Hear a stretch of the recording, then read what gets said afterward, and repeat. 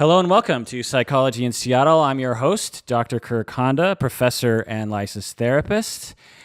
Today is another podcast party that I am throwing because it's the end of the quarter. It's the end of our term here at Antioch University, and I thought I would celebrate by inviting some of my best friends over to my place and we could record a podcast. So what do you say, guys? Let's record a podcast. Woo!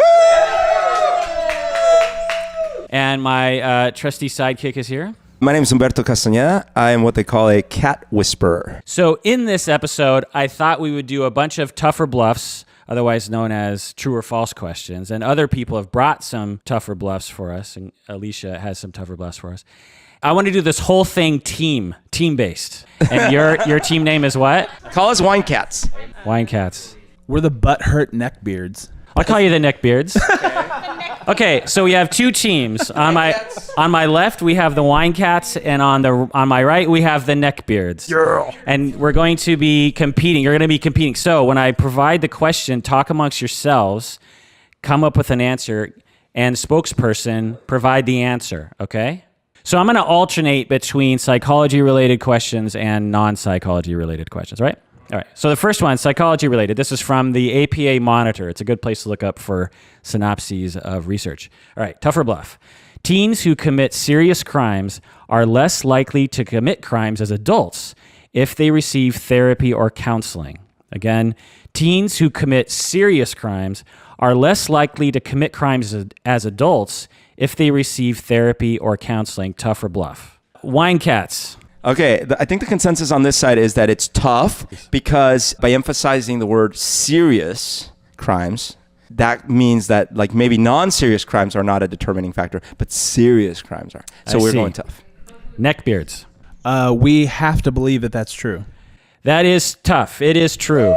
That's right. Okay, good job. All right, next one. Okay, so that's 1 us, 0 for them? Yeah. Well, but they just copied our answer, so it shouldn't count. Okay, so another, this is related. The next two are related to this. Regarding recidivism, teens who commit serious crimes benefit from family therapy equally as much as individual therapy. So when they measure recidivism among teens who commit serious crimes, and they look at how likely they are to commit a crime as an adult, teens who commit serious crimes benefit from family therapy equally as much as individual therapy. Tougher bluff.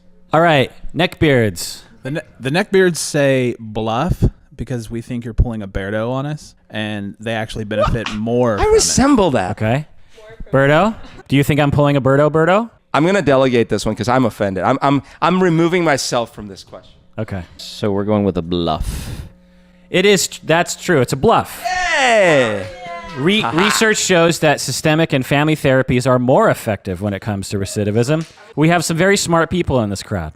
No, we have a very smart set of people on one side and another very acute hearing set of people on the other side. You're pronouncing it wrong. It's pronounced genius. They accused me of pulling a Berto, so I'm going to pull no punches.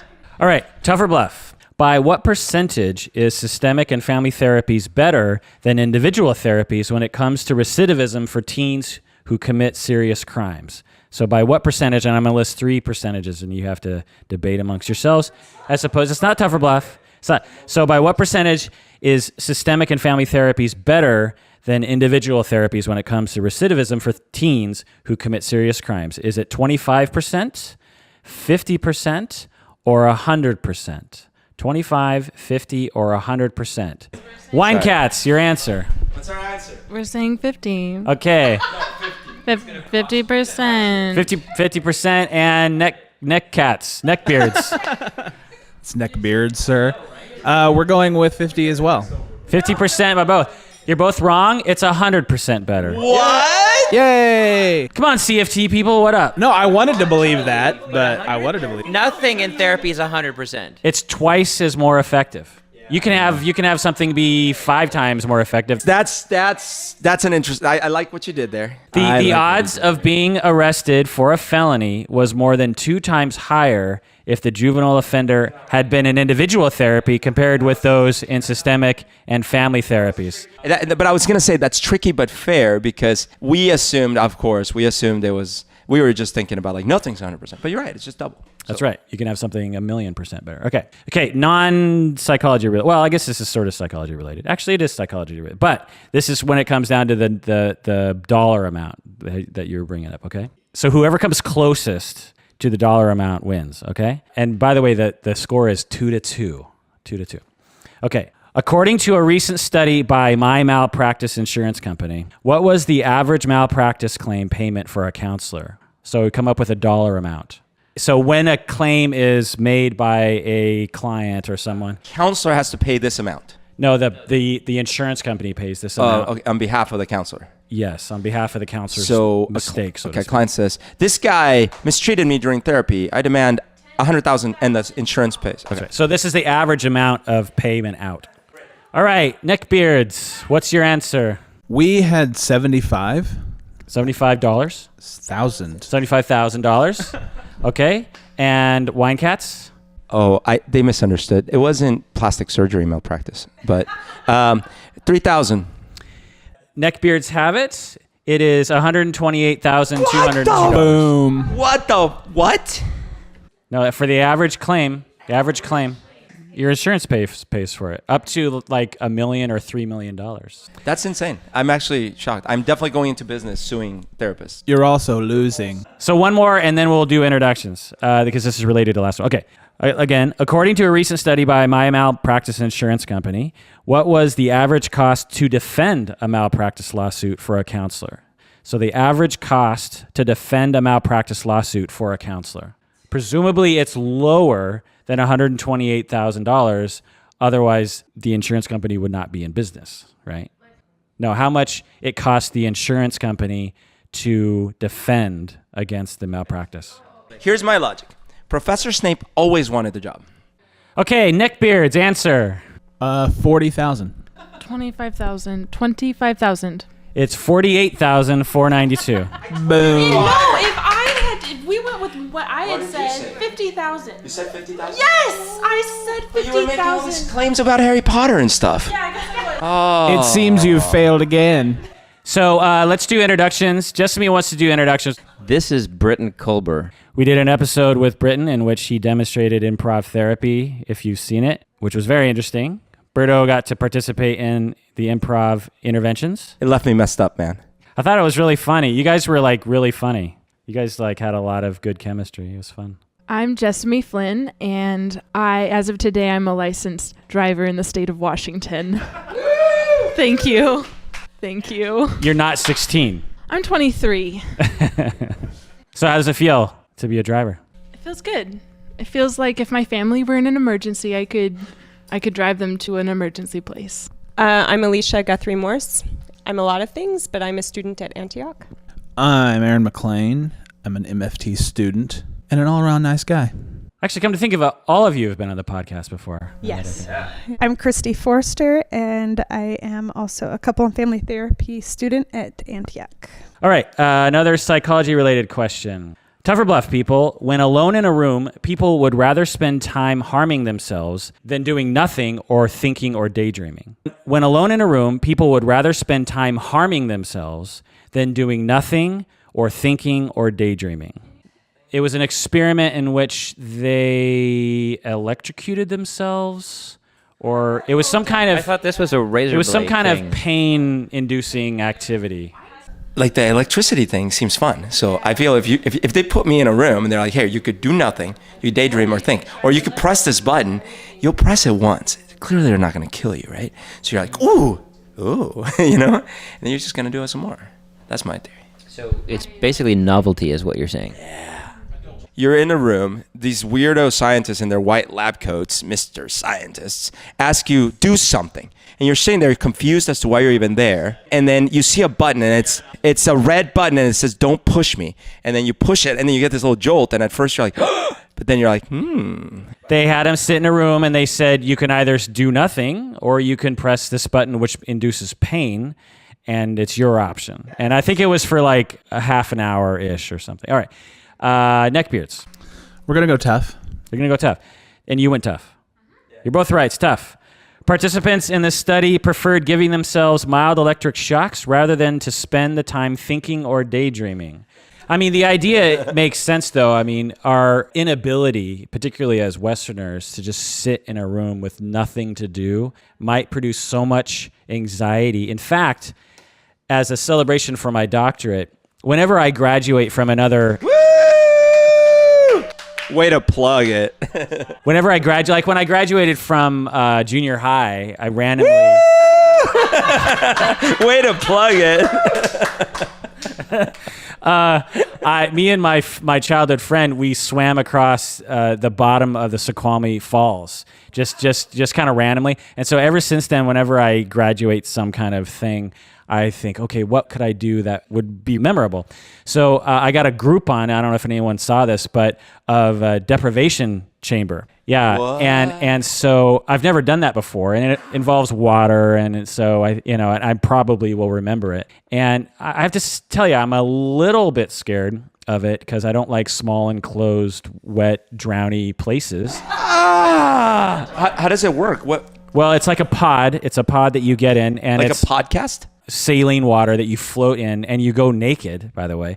And they close the pod, and it's pitch black, no sound, no sensation. I think it's for an hour. How tight and closed is it? Like, It's you can't feel the walls, but it's not big. It's probably Okay. like I mean, does it have enough room for an erection is what I'm asking. for yours, definitely. Okay, good. Then I don't feel like it's a bad idea. Anyway, whenever I tell people that I'm going to do this, they all say universally, no way would I do that. That would drive me crazy to be alone in a room with no input, with just my thoughts For how long? in an hour. An hour? Well, you can go for long if you Can you bring a taser and electrocute yourself? All right. Tough or bluff. On average, becoming a father reduces depressive symptoms. So this is for new fathers. On average, becoming a new father reduces depressive symptoms. Tough or bluff. I think it depends on exactly what stage of a new father. Like an average new father, yes, but it's like on finding out that you're a dad, woohoo, after week 6 of sleep deprivation. I guess I just say tough because I have no idea. Wine cats. We're going to say tough because as new fathers, we have no idea. Okay, and neckbeards. We're going to say bluff that it probably increases depression. That's right. Bluff increases depression. Neckbeards is pulled ahead with 4 points. On average, becoming a father increases depressive Anyone symptoms. can win the lottery. That's right. You know? The moral of the story is don't have kids. Related to that, tough or bluff, becoming a father increases depressive symptoms by how much? And I'll provide 3 options. Increases depressive symptoms by 9%, 26%, or 68%. We got increasing depressive symptoms on average for all new fathers. depressing. 9%, 26, or 68. Tough or bluff, or choose which one. Okay, neckbeards, what's your answer? Was it 68? There's a 68. Yeah, Okay, 68. 68%. They're going high. We can't beat them if we Wine do the same. cats. Wine cats. 68%. Math That's is hard. true. 68%. Yes! I knew it. That's right. I knew it. I wanted us to. Yeah. Thanks, guys. I mean, thank me for staying true to our answer. Does anyone have any insight on that? 68% increase in depressive symptoms for new fathers? I just lack of sleep, lack of probably sex, lack of I say an increased sense of need to be responsible for more people, and I bet it would also be lack of attention from his spouse, not being able to receive the same type of support that they do from their spouse generally. From their wife. I just went on. I attended a seminar on that, and the problems just for men in the relationship after the birth of a new child. They're just not getting the same amount of attention that they were used to from their spouse, and if the oxytocin in them, kind of from their relationship with their spouse, is somehow suddenly taken away, their depressive symptoms could start to increase. I mean, that makes a lot of sense to me. Okay, the next set of questions is based on OkCupid data. After that, we'll do Alicia's questions. But for now, we have a bunch of questions on a study that OkCupid did on their own data. Okay? Well, their conclusions are probably flawed, but the data. So I actually took their study and reworded it based on what their findings were, not their conclusions. So these questions are from those data. Who claimed to have more sexual partners, men or women? So again, we're looking at OkCupid users, and they click on how many sexual partners they've had in a little box, I'm guessing, or they fill it in or something. And so who claimed to have more sexual partners, men or women? And this is not a trick question. It wasn't the same. And it's not a tough or bluff. It's a one or the other. You do men or women, Okay, yeah. well, we know the answer. All this next questions are all non-tough or bluff questions. We know the answer. I don't know the details. Give me the deets. What's the deets? I don't know details. I just know some context. One person I know in particular who was citing OkCupid is that I think their target audience is a little bit more promiscuous. Oh, okay. Well, that's Hearsay. OkCupid. Do Okay, All right. time's up. Wine cats. all right. Men will naturally inflate their numbers. Women will deflate their numbers. So men have it. Okay, and neckbeards. At the risk of breaking our streak, we also choose men. It is women. Women claimed more. What? Women claimed to have slightly more partners on average than men did. Because it was anonymous? That's where speculation comes into play. You don't know. In fact, you don't even know if their claim to be a man or a woman is real. I mean, so That's against every study I've. But to be fair, you've never seen a study.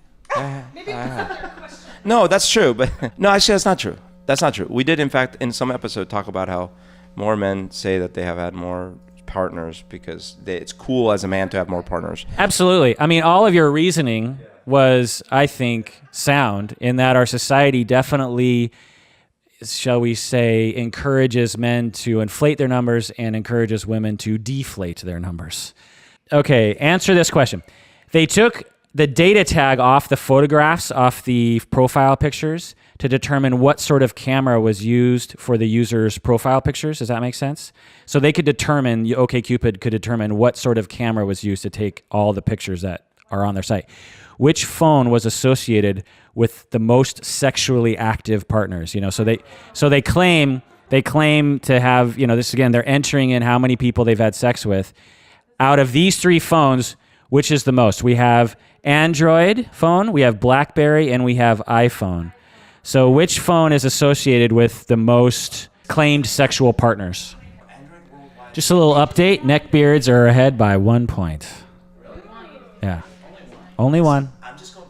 All right, neckbeards. We're going with the iPhone. And wine cats. Android. iPhone. Neckbeards up by 2 points. iPhone, the average for 30-year-olds. This is for 30-year-olds, but I gave you. I didn't say that. I said it for all users, but this is for 30-year-olds in particular. 11 sexual partners on average for iPhone claimed. BlackBerry 8 sexual partners. Android 6. So iPhone people had claimed almost twice the amount of sexual partners as Android, which, you know, really, you guys had a lot of logic about how to come up with that answer, and I have to tell you, I would have no idea how to determine the answer to that question. These guys led me wrong. These guys led me wrong because I was thinking iPhone users are cooler, and so they would have the most partners. No, it's just iPhone users are cooler and much more attractive. For 18-year-olds, what was the average number of claimed sexual partners? For 18-year-olds, come up with a number. What was the average number of claimed sexual partners on OkCupid? Android users, I still claim, are more numerous, but iPhone users are sluttier, which is fine. There's nothing wrong with it. Nothing wrong with it. No slut shaming. but- How dare you? Wine cats. Yeah, so 10 Android users at one partner each versus 3 iPhone users at Why are you 600. talking about iPhone and Android? We're Because talking about 18-year-olds. I know, but because it's on OkCupid, and we just determined that Android reporters have 6 partners. 30 years old. Well, I know, but you said on average, Android iPhone has the most, Android has the least, right? Right. So I'm going kind of low, right? Okay. And so we're saying 4. Neckbeards. 5. It's 2. You guys get the point. Okay, for 25-year-olds, average claimed sexual partners for 25-year-olds. Neckbeards A 6. and wine cats. 5. 5 is correct. You guys are now tied again. If you would have gone with 4, it would have been a tie between the two. These of you. guys over here use Blackberries. That's why. Okay, and same question, 40-year-olds. Average claimed sexual partners for 40-year-olds. 40-year-olds? So you're going higher than the 25-year-olds? Hear me out. Blackberries have some features that the 40-year-olds prefer, so they have more Blackberries. And Blackberries were more sex than the Androids, so I'm going a little higher. But Okay, Wine Cats. 6.5. 6.5. You can't do 0.5s? You can. Okay, 6.5. At 40, average amount of partners at 40 years old. At 40 years old, claimed sexual partners. And you said 6.5. Hey, no slut shaming. We're going 25. We're owning it. It's 12, which makes them closer. We can conceive of that. Like, we were going for 120 at first. We are very amorous people. So something happens between 25 and 40. They learn how to talk to women. Okay, to me, when I saw these numbers, I thought it was actually quite low compared to what I would think people would be saying. So again, you don't know if it's true or not. I mean, you'd have to, I don't know how you could verify these facts, but so average is 12. So that means you have some people at 6 and some people at 20. And culturally speaking, OkCupid is associated for me with polyamory, actually. Oh, really? Yeah, I think it's like the polyamorous site. Well, I think you can indicate what you are, but I think for whatever reason, a lot of polyamorous people go there. Well, I actually think, given this question, it would be really interesting to know, like, instead of how many partners, how many actual times an individual has sex in their lifetime. I wonder what those numbers are. 3 or Yeah. Okay, another question. Again, looking at the OkCupid data, they had people rate profile pictures on attractiveness. So they had random raters rating profile pictures on attractiveness. So which camera phone was associated with the most attractive pictures? Android, BlackBerry, iPhone, or Windows Phone? So which camera was associated with the most highest rated attractive pictures? My bias is Windows Phone because those cameras are awesome. But you're thinking the camera made up for their looks? I don't think so. Here's my other theory. So iPhones had the highest number of partners, right, reported. And they must be getting those higher partners because they look better. It's not like they're like, oh, your profile was so deep. No, come on. You know, your picture was deep. That's what was deep. Wine Cats are ahead by 1 point, by the way. Are you surprised? We're the Wine Cats. I think that's some shoddy scorekeeping. We're the Wine over there. Cats. Okay, Yeah. neckbeards. iPhone. iPhone. iPhone's correct. Yay! Okay, what's number 2? Just a random guess. Windows. Android. Windows was last at number 4. Android. Android number 2, then Yeah, BlackBerry. see. All right, last question. Did a flash make people look more or less attractive? Did a flash make people look more or less attractive to the raters that were rating the pictures? Flash is worse. Flash is worse. All right, Wine Cats. Worse. So less. Less. Not more. And more. neckbeards. Less. More. Less. You both are right. Less. Hey! Flashes suck, man. I know. Okay, so now let's go with Alicia's. My questions are so not fun compared to these. No, that's good. We hate fun. These are very history based because of what I told you I would do.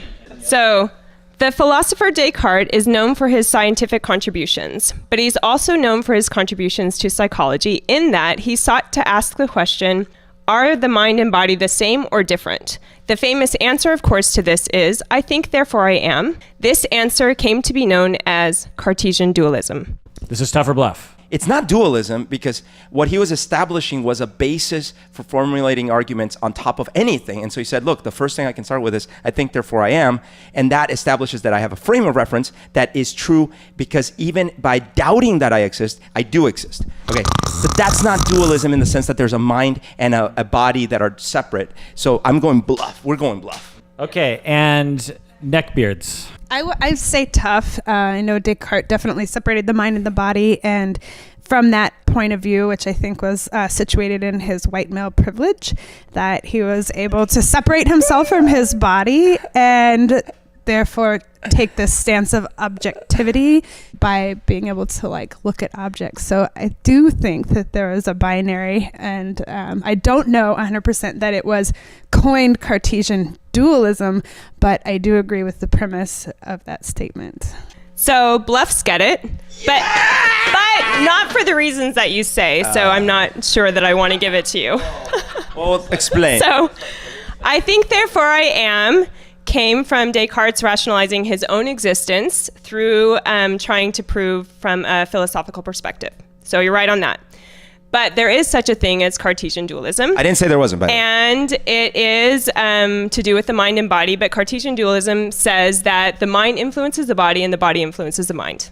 but we never debated that. I know. What did you say? What I said was that he contributed the mind and the body aspect of it, but that the answer to that was, I think, therefore I am. And this was known as Cartesian dualism. Which is not true. I didn't even catch what you were saying there. There's a lot of questions like that. I'm just going to say that. So These aren't great questions, but they're really tricky. I like it though. and I wanted to clarify that we never debated that there was such a thing as I blah, know. blah. We just debated your connection. He considered the mind to be a separate entity from the body, but definitely connected. It was also not clear whether that was his true sentiment because he became an apologist for the church to try to explain why God existed. And it was a very convenient, logical leap to say, clearly the mind is separate from the body, hence soul, blah, blah, blah. Right. Yeah, you can study the history regarding this issue for a long time and be very confused at the end. But anyway, a lot of the current problematic thinking in terms of mind, body being separate is often blamed on Descartes. Okay, so here's another one. So around this same time in 1818, the McLean Asylum, not the McLean, but the McLean Asylum for the Insane admitted its first patient, which was a young man who his father believed that he was possessed by the devil. It has since treated numerous people, including John Nash, Stephen Tyler, James Taylor, Ray Charles, Anne Sexton, Sylvia Plath, Susanna Kaysen, and David Foster Wallace, and inspired Plath's The Bell Jar and Kaysen's Girl Interrupted.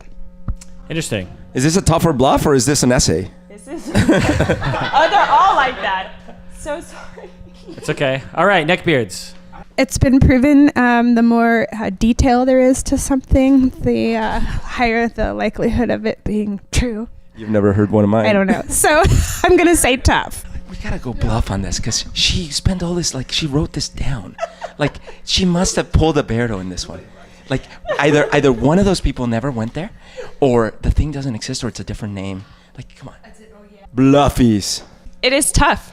Ah. Yeah. Number 3.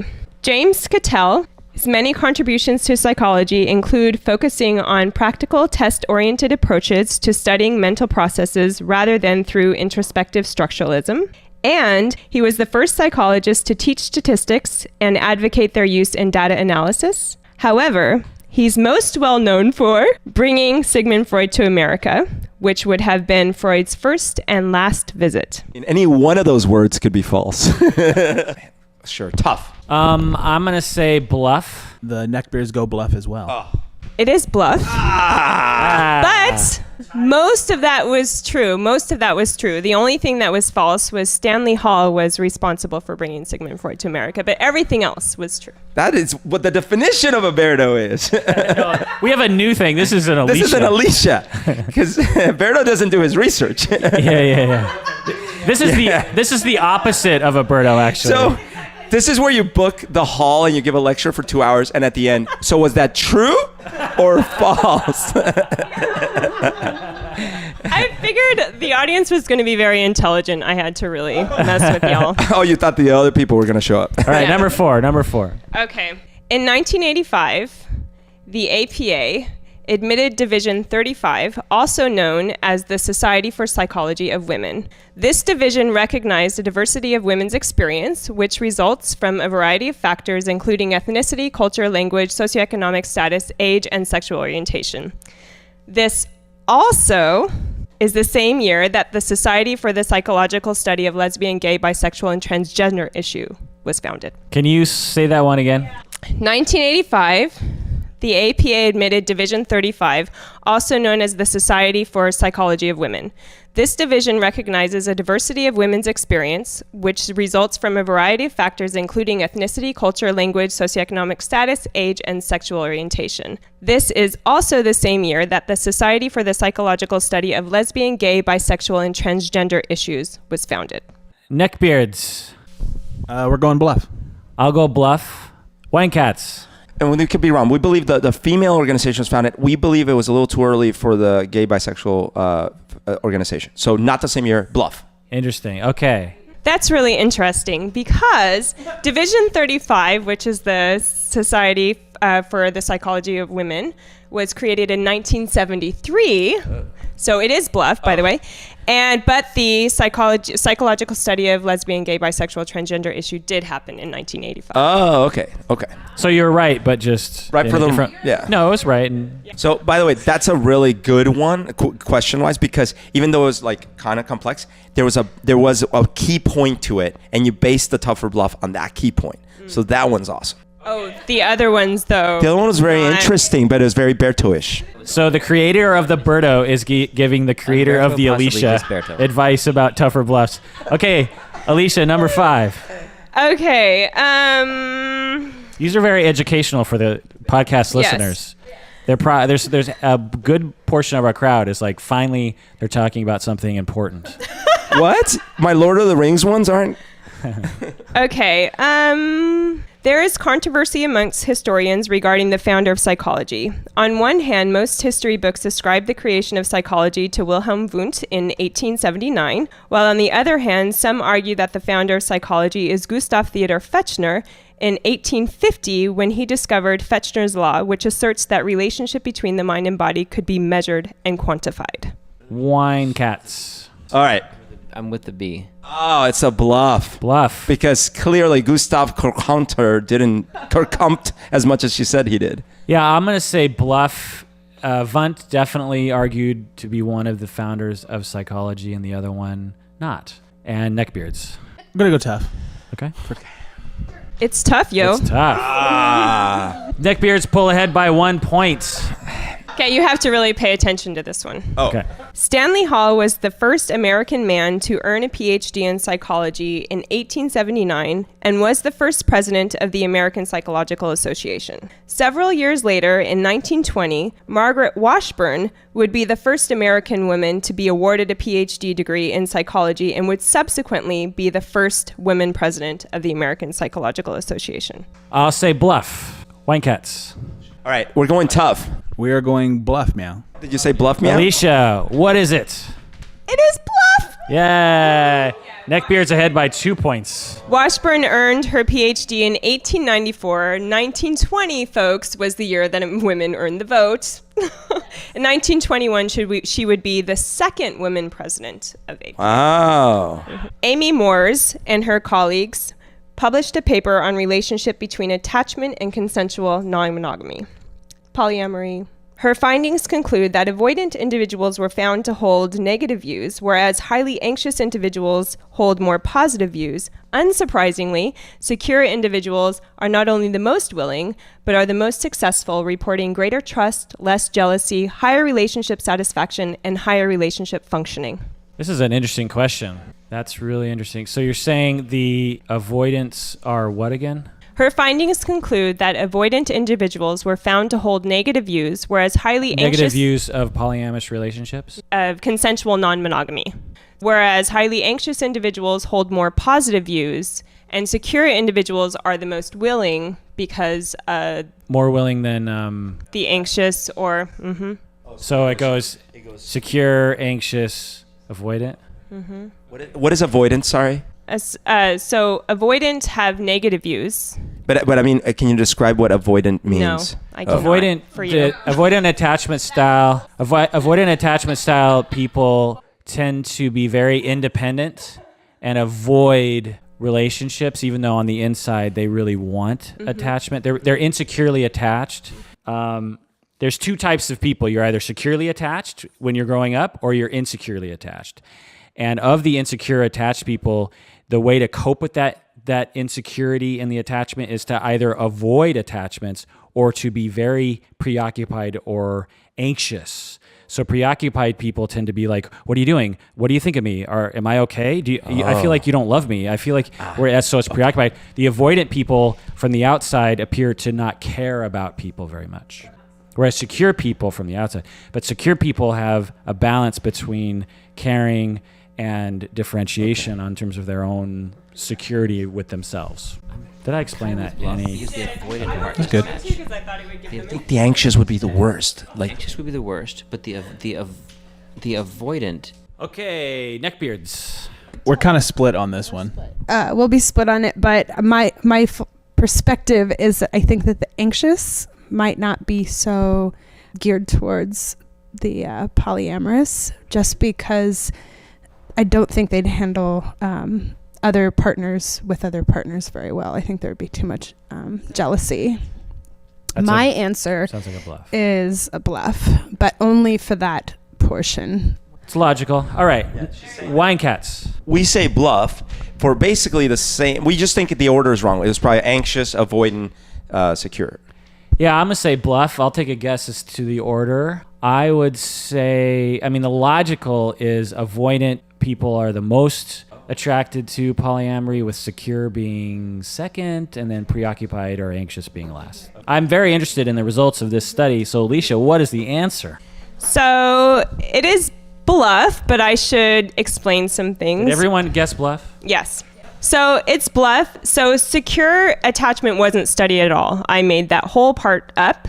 And so avoidant individuals do not hold negative views. They're the most positive. They hold the most positive views, but they hold the positive views and they are the more willing, because when they enter into a relationship, it's more easily diluted for emotional distress. It's more easily diluted. Yeah, so the more people they engage in, the more diluted their emotions become, the easier it is for them to engage. Weird.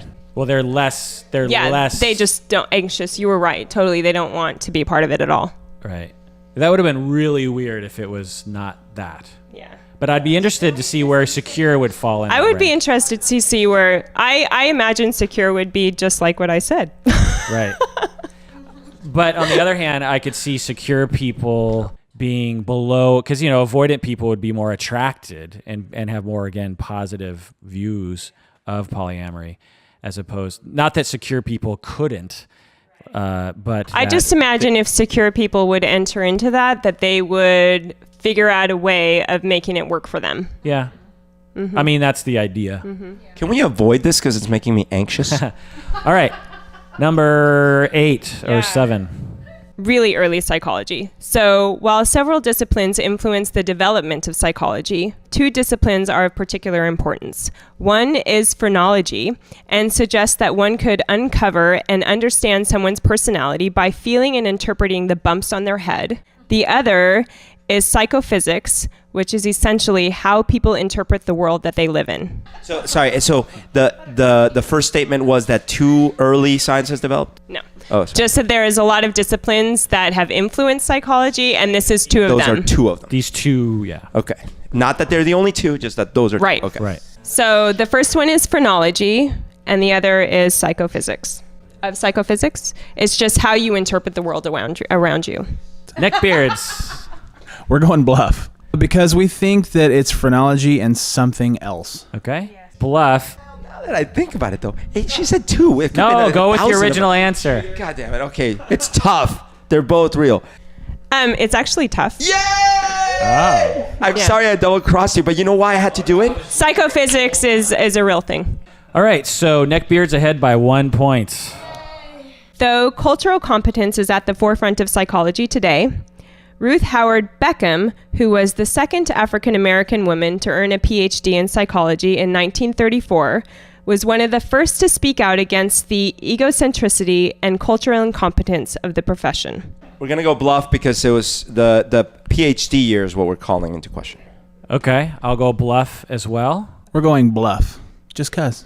Well, she did earn her PhD in 1934, but it is bluff because she was actually the first African-American woman, not the second. Oh, wow. She was the first to call out cultural incompetence.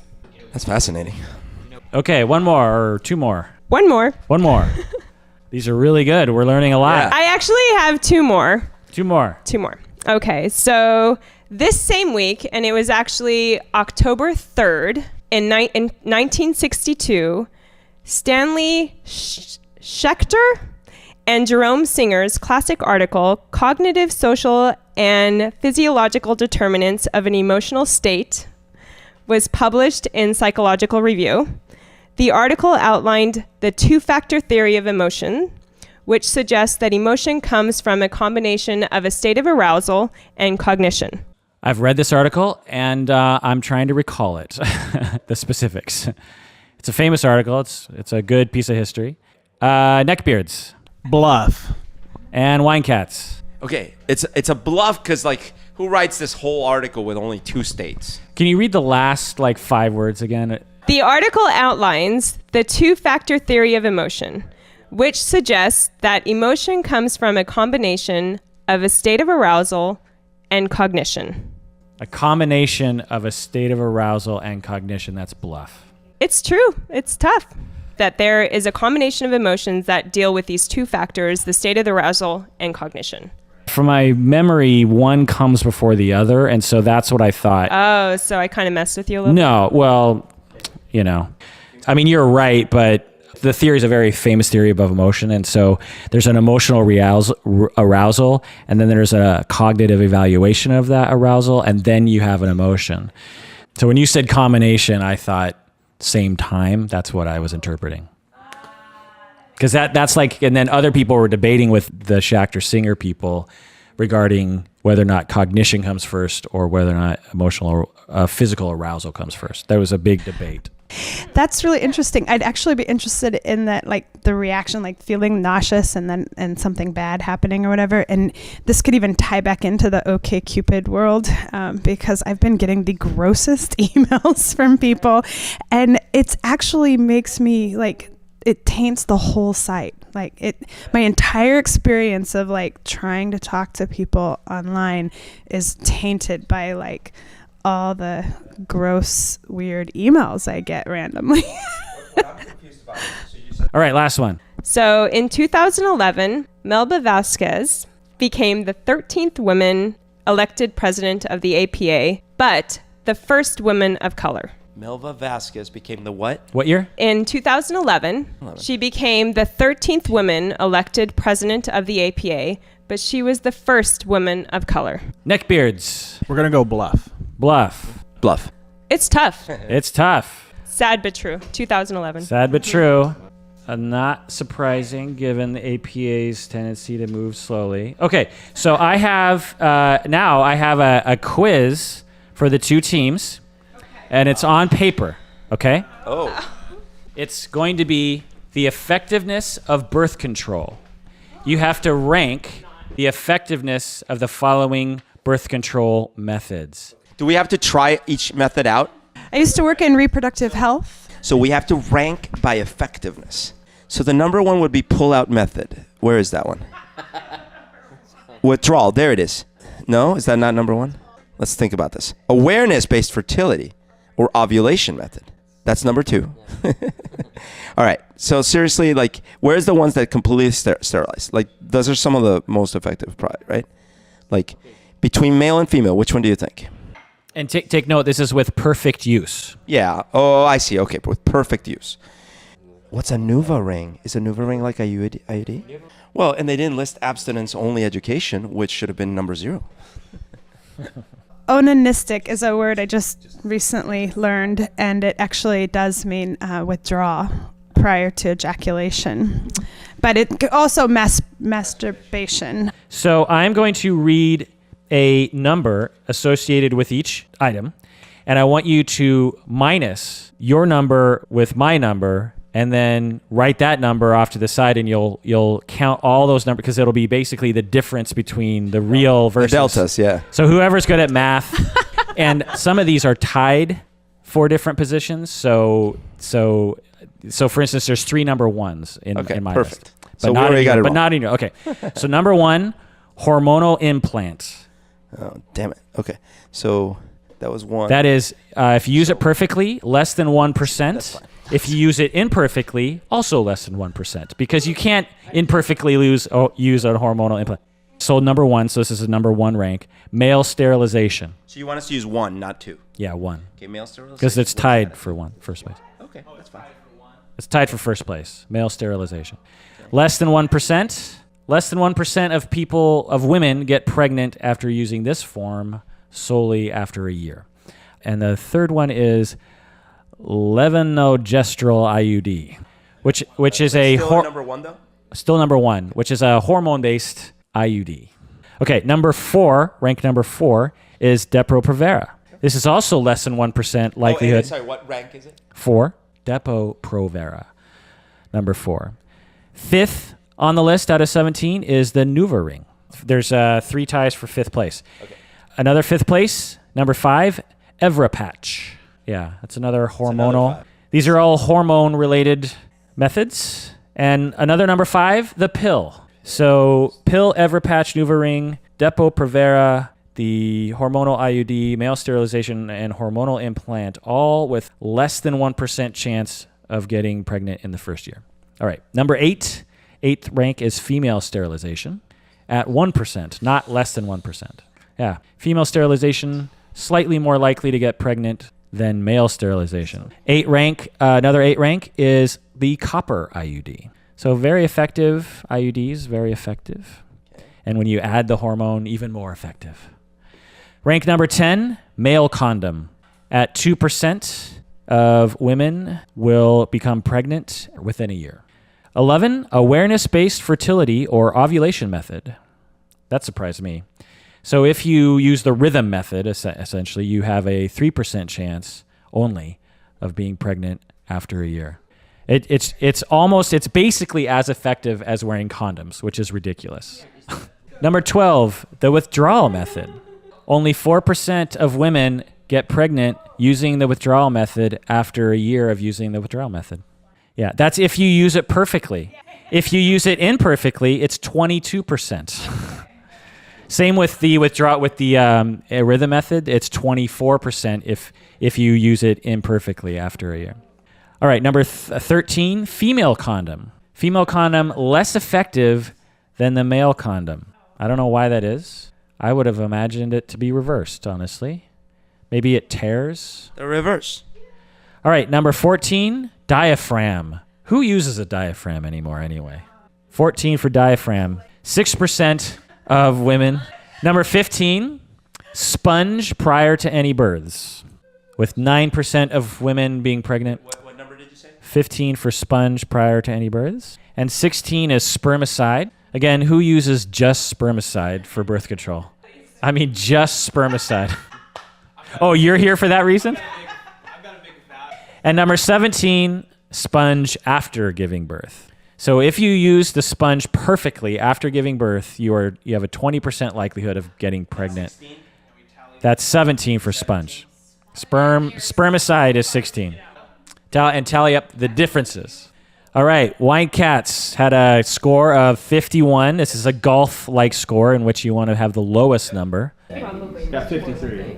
53 by the Neckbeards. Woo! Can we call that an annihilation? That's kind of an annihilation. So, Alicia, are you surprised by any of these results here?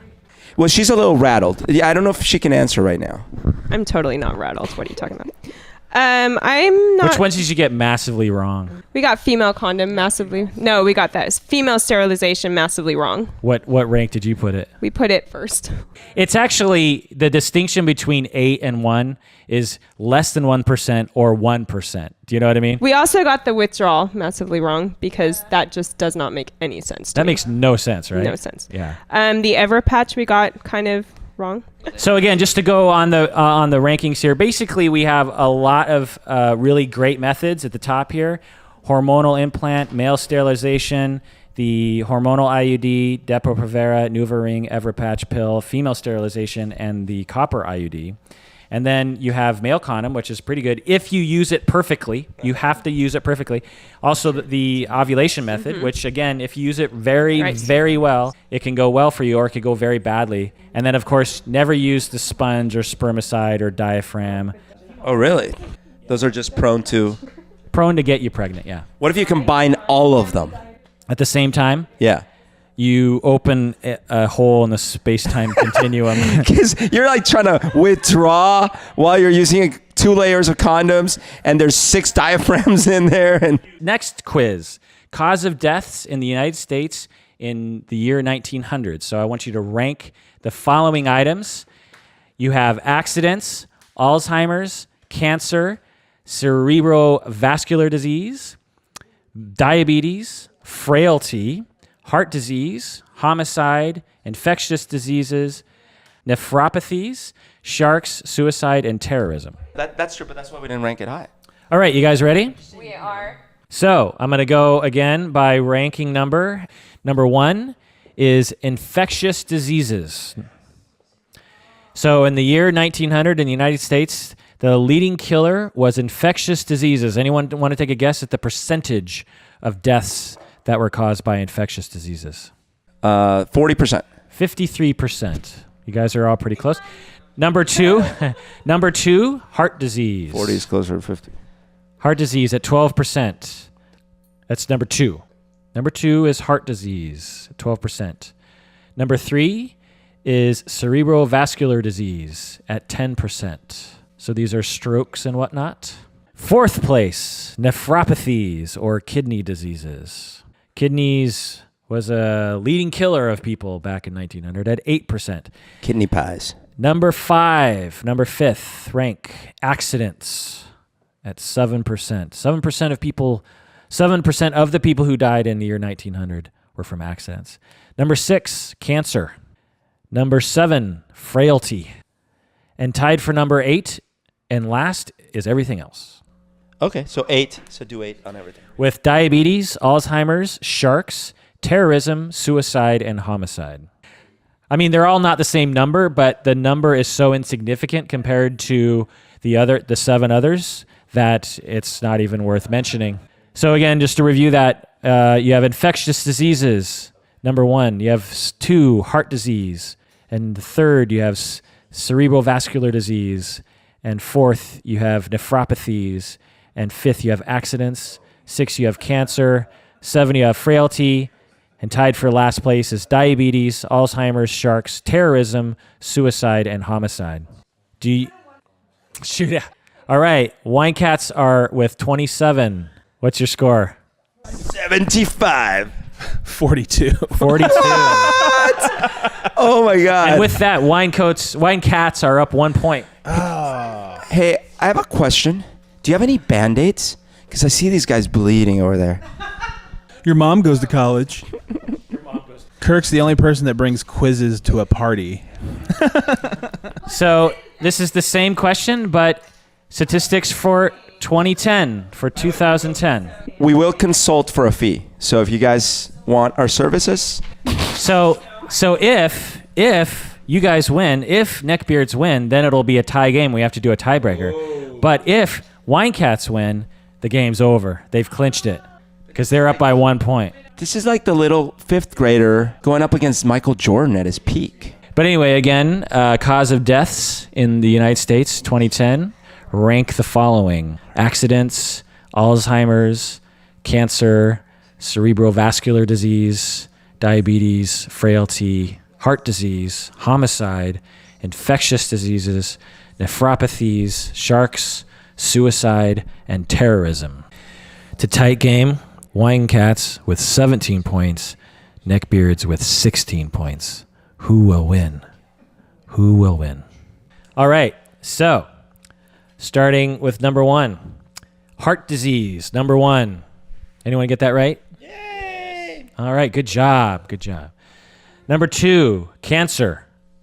Anyone get that right? No, apparently not. Heart disease at 33%, cancer at 32%. So we're already up to 65% of people that died in 2010 in the United States. Number 3, frailty. Number 4, Cerebrovascular disease at 7%. Frailty was 8%. Ranked fifth is accidents. Accidents killed 6% of the people who died in 2010. The sixth rank, number 6, is Alzheimer's. Spot on. Good job. 7 is diabetes. In 2010, of the people who died, diabetes claimed 4% of people. Ranked 8 is nephropathies, kidney disease, at 3%. And 10 is suicide. Of the people who died in 2010, about 1 or less % was by suicide. Less frequent than suicide is homicide. That's 11. And sharks and terrorism are also number 11. Terrorism's got to be the lowest. That was did I say it? Sorry, 9, infectious diseases. I didn't say it. Ranked ninth is infectious diseases. Okay. So sharks and terrorism are 11, and infectious diseases is 9, 11. Suicide is about twice as common as homicide in the U.S. In Washington State, the suicide rate is 4 times the homicide rate. 27? 35. Oh. Wine cats. Oh, no, they misunderstood the rules. You guys were trying to go as far off the beaten path as possible. So what were you most off on one of them? You were most off on Alzheimer's? We were off on a lot of stuff. What rank did you put Alzheimer's? 11. Oh, no, Alzheimer's is killing. We also thought that diabetes was more prevalent. Like the top 3 killers that I know are heart disease, diabetes, and cancer. I think diabetes is considered to be something that's coming in the future. Type 2, maybe? Yeah. So for us, the worst one was definitely frailty. But it makes sense if it is lung related. We should have known that actually was higher. Oh, and we definitely thought suicide was much further up on that. Further up. What's interesting about this list is think about United States citizens and all the people who die, okay? And we all want to try to save people's lives. And what do we talk about most in the news? Well, the terrorism and politics, right? The Kardashians. And sharks. And homicide, which are the 3 the 3 least likely reasons why you would die. But it's like, today someone had a heart attack. It's just not as impressive as this shark came out of the water and bit off the head of 20 people. But which happens related a to lot. terrorism, think about if we dumped as much money, like proportionally, into heart disease as we dumped into terrorism. These colors don't run, dude. It's all about narrative therapy. Some of these things make great stories, and because they make great drama, we talk about them. Because the news is about selling stories. Yeah. We're not all commies like you. I would also argue that a lot of the news does have a bit of a racist tint to it, and terrorism and homicide can be inflated quite a bit. That's right. Interesting. Suicide is about twice as common as homicide in the United States. And in Washington State, the suicide rate is 4 times the homicide rate. Washington State is 4 times the homicide rate. Well, it's more of an indication of the weather, the fewer homicides that occur in Washington State. So definitely way too much money being spent in the wrong places. Yeah. Just try making up, good news stories about heart disease. That gets old after a while. Right. Or Alzheimer's. Someone forgot some stuff today. Well, but the whole premise of that, I think, is, I'm sure you would agree, is like, well, as a society, can't we decide what we want to pay attention to? I mean, can't we just say to ourselves, like, look, we're not paying attention enough to certain things and we're paying way too much attention to other things? Just because something sells doesn't mean we are idiots. It means that we can intentionally change things. You know what I mean? Yeah, but I agree. To expect that, I think, is crazy talk in today's society. But I feel like we can do anything.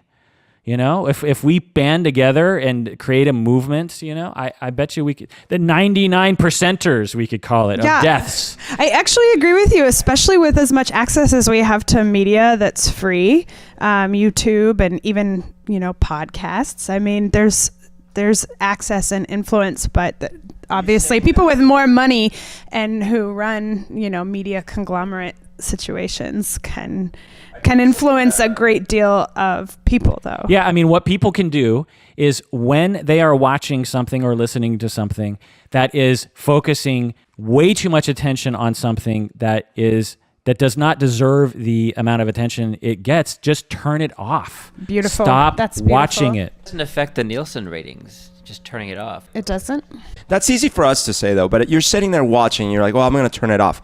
But outside your door, there's all these murderers trying to kill you and terrorists bombing your house and sharks in your bathtub. So you got to be relieving the stress somehow. I would also say that some people in high level politics benefit from your fear. So like Absolutely. When it comes down to the way that the media is representing the concerns in the world, you're a more easily manipulated population when you're afraid and looking to some greater person that's supposed to lead the way. Right. So capitalism wants to sell you things that actually hurt your heart physically, and so they don't want you paying attention to that. But again, we're human beings with a brain, and we can think for ourselves, and when we have the information in our head, we can make determinations of our behavior later, and so we can stop doing these. I don't know, just drives me crazy. I agree. I love that you're fired up about this so much because it's absolute. Like I know it's silly to like go into like talking about Facebook a little bit, but I used to post a lot more about very highly political and heated things that made me angry or people that made me angry, and I've kind of gotten to the point where I just don't feel that A, it's a use of my time, good use of my time, and B, I don't know that it's helping anyone. It's a little different what you're talking about, but a reflection upon what we pay attention to. Right. And behaving with intention, I think, is something that we should all do. And if we just imagine if like half of Americans spent a little bit of time thinking about this, like the change in our society that would occur, it would just be great. All right. So do you want to do more tougher bluffs? Any, or do you want to end now, or what's the verdict? Now, do you know how when the U.S. Olympic basketball team like trounces the world, you know how they later play fun games just for fun? Like we could do the same thing. We could be just like that. Okay, I have a whole series of tougher bluffs on child homicide. What do you say? Yay! Okay, Alicia says she loves it. Let's do it. Okay, child homicide. Tougher bluff. Most child homicides are perpetuated by their parents. Tougher bluff. Most child homicides are perpetuated by their parents. This is a very depressing topic. The ones that they would have the most access to are their parents, and they leave them in their trunk, and they leave them in a closed car, and they beat them to death and stuff. Sadly, yes, tough. Jeez, take it to a dark place. Yeah, man. really. Yeah, right. You're harshing my vibe. And neck beards. Yeah, we're going with tough. It's tough. You both are correct. It really is tough. Tougher bluff. Child homicides are perpetuated mostly by fathers. Tougher bluff. Okay, neckbeards. We're going bluff. Bluff by the neckbeards. Okay, bluff as well. It's bluff. Okay. Half by mothers, half by fathers. Oh, okay, it's even. Tougher bluff. The highest risk of child homicide is on the first day of life. Tougher bluff. The highest risk of child homicide is on the first day of life. The highest risk. Homicide is Intentional. Oh, okay, fine. It's not accidental. All right, tougher bluff. The highest risk of child homicide is on the first day of life. Wine cats. Okay, we're going tough. And neckbeards. The neckbeards go bluff. It's tough. Wine cats pull ahead by 2 points. So what was your theory on that? The speculation is that a big reason why parents will kill their children is because they don't want the child. And as soon as it's born, that's when they decide to do something about it. Okay, tougher bluff. Biological parents kill at much higher rates than step-parents. Biological parents kill their children at much higher rates than step-parents. Tougher bluff. Okay, neckbeards, do you guys have an answer? We're going bluff. Bluff for them? I'm going tough. It's bluff. See, you were It's wrong. the opposite. Step parents kill at much higher rates than biological parents. Have you not seen Pinocchio? God. In recent years, tougher bluff, 24 nations, including the UK and Australia, have increased penalties for mothers who kill their child within the first year of life. In recent years, tougher bluff, 24 nations around the world, including the UK and Australia, have increased penalties for mothers who kill their child within the first year of life. Tougher bluff. So we're tough. All right. And neckbeards. We are also tough, but not for that reason. For what reason? It makes sense that there's more attention being paid to children, keeping statistics on how children die and when they die. So it makes more sense that there would be more awareness around that and more penalties for that. Actually, my thought was a lot around theirs, is that there's just generally more misogyny in the world, so they're going to just slap it to women more.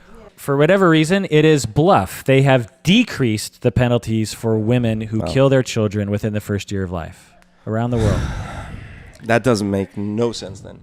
2 more. The U.S. rate of infanticide is 8 per 100,000, while the Canadian rate is only 3 per 100,000. So U.S. Rate of killing children is 8 per 100,000, and Canada is 3 per 100,000. Tough or bluff? Do you believe that Canadians kill their children less than Americans per capita? We're saying reluctantly tough. Reluctantly tough at the starting line. That's what I'm going to say. You bastard. You stole it. Yeah, we're hanging tough. It's tough. Yeah. For whatever reason, Canadians kill their children at less than half the rate as Americans do. They don't have guns. They have guns, not as much as the United States do.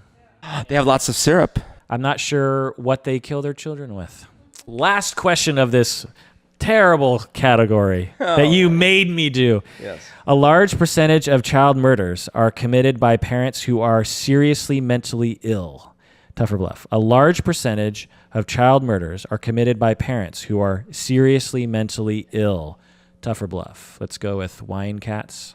Yeah, so I would have initially said tough 3 questions ago, but now we're consenting bluff, because I bet you that in these new definitions, these newfangled definitions, so they're all not seriously mentally ill. I see. By seriously mentally ill, I'm guessing they mean psychotic, delusional. And we're saying no, because they're going to call them, distressed, or they were doing all those other reasons that they, so. And neckbeards? Yeah, we're going with that too. Bluff.